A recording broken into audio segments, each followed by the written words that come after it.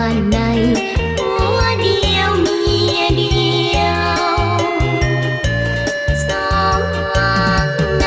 หนึ่งไทยมั่นหมายสิ่งใดของจงได้สมดังวาจีหวังได้ลูกชายขอให้คุณผู้ดีหวังมีลูกนาลีขอจงมีราศีคู่เมือง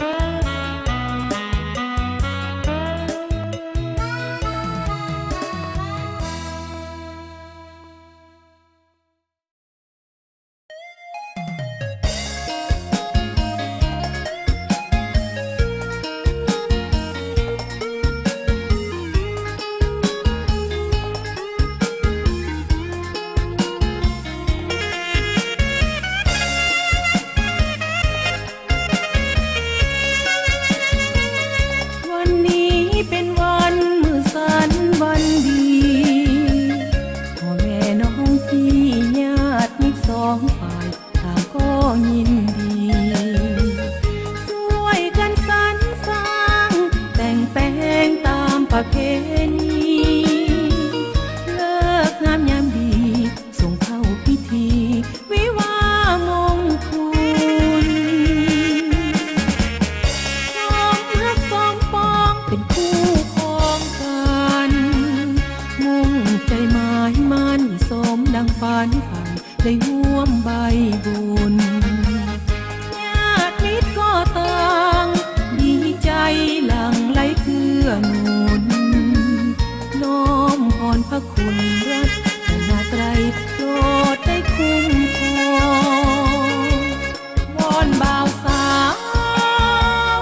อยู่คู่ครองกันให้ยืนยาวมันพร้อมด้วยลาภยศมั่งมีเงินทองให้มีบุตรหญิงบุตรชายชื่นสมปองอย่ามีมารภัยพานนำจองขอท่านทั้งสองสุขีวิวาห์หัวทิพย์ไงแก้วแน่แล้วหักกันของเฮือนหักมันหัวเดียวเมียเดียวของเข้าสลาผิดใจเพียงน้อยอย่าคอยต่อขานต่อว่าอภัยกันเถิดหนาชีวิตชีวาให้ลาบลื่นสุขี